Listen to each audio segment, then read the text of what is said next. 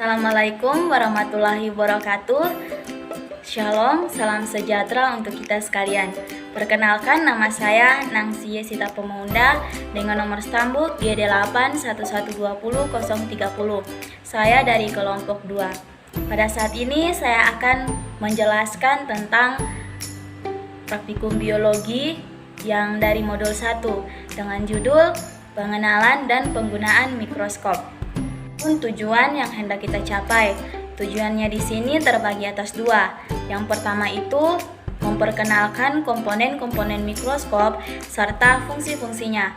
Kemudian yang kedua itu mempelajari dan mengamati bahan-bahan yang akan digunakan di bawah mikroskop.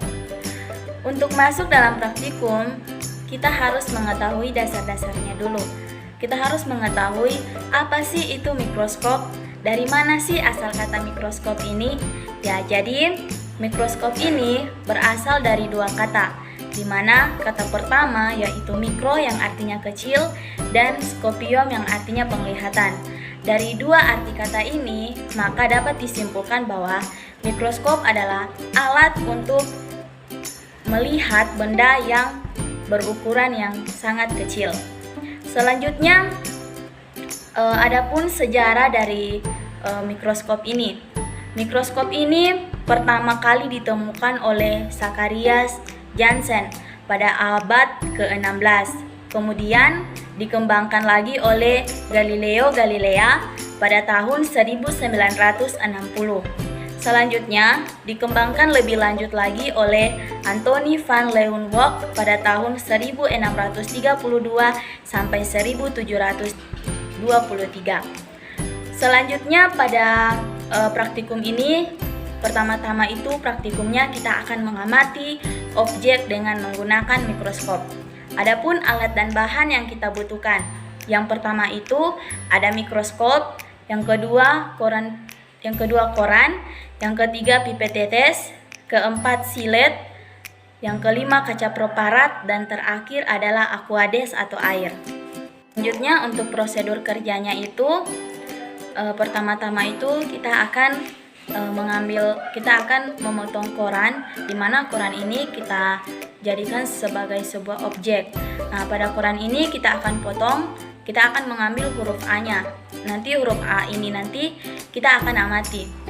Selanjutnya setelah kita telah mengambil objek ini yang berbentuk huruf A ini, kita akan menyimpannya di atas kaca preparat. Kemudian kita akan meneteskannya dengan air atau aquades, yaitu menggunakan pipet tetes. Itu pun kita akan teteskan hanya 1 kali tetes. Selanjutnya kita akan menutupnya menggunakan penutup kaca preparat. Dan selanjutnya kita akan menyimpannya di atas mikroskop, lebih tepatnya di atas meja objektif. Langkah selanjutnya, untuk mengamatinya ini kita menggunakan 2 perbesaran, di mana perbesaran yang pertama itu ada 4x10 dan 10x10. Setelah itu untuk mengamati objek ini tadi, kita akan memutar kuas makrometer vertikal, di mana kuas makrometer vertikal ini nantinya akan menggerakkan meja objek naik dan turun. Setelah kita telah memutar kuas makrometer ini, maka ukuran preparat itu akan naik sehingga kita dapat melihat sampel dengan gambar terbalik. Akan tetapi gambarnya itu belum jelas atau masih buram. Nah, untuk memperjelas gambarnya, kita akan menggerakkan lagi atau menggunakan lagi kuas mikrometer. Kita akan memutarnya untuk mendapatkan hasil yang lebih baik. Pada praktikum tadi, dari setiap prosedur kerja yang telah saya jelaskan, maka dapat disimpulkan bahwa bayangan yang dibentuk oleh lensa objektif bersifat nyata, terbalik dan diperbesar.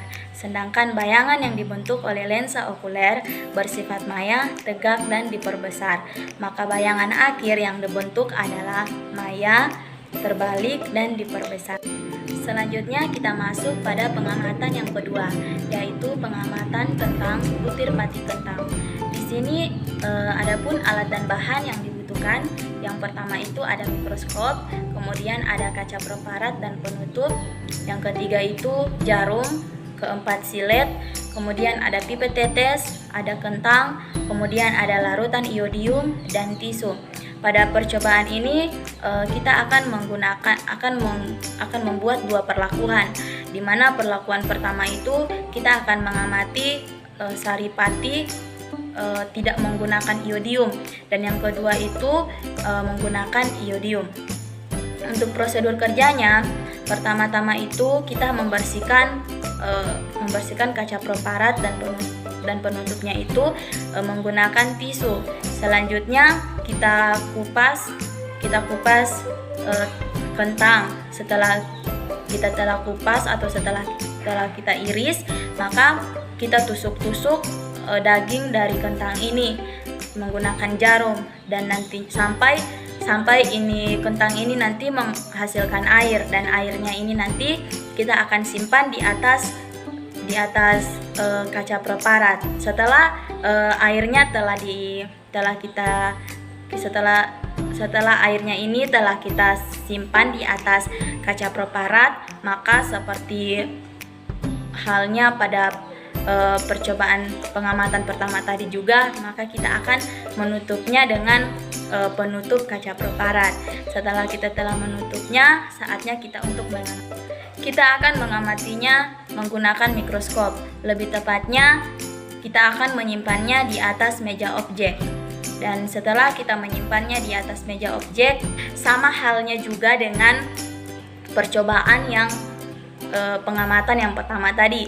Di sini juga dia menggunakan dua perbesaran, di mana perbesaran pertama itu 4x10 dan 10x10.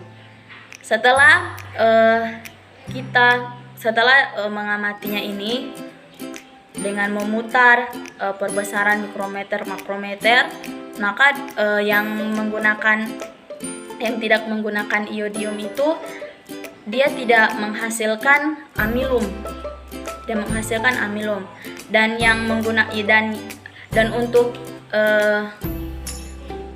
untuk saripati atau objek yang tadi ini yang menggunakan iodium ini, dia menghasilkan amilum, di mana amilum itu terdapat hilus dan lamela. Sekian penjelasan dari saya dari penjelasan modul 1 tentang pengenalan dan penggunaan mikroskop. Minta maaf apabila ada kesalahan kata yang saya ucapkan, dan minta maaf juga saya sedikit melihat catatan untuk saya jadikan sebagai referensi. Sekali lagi, sekian penjelasan dari saya.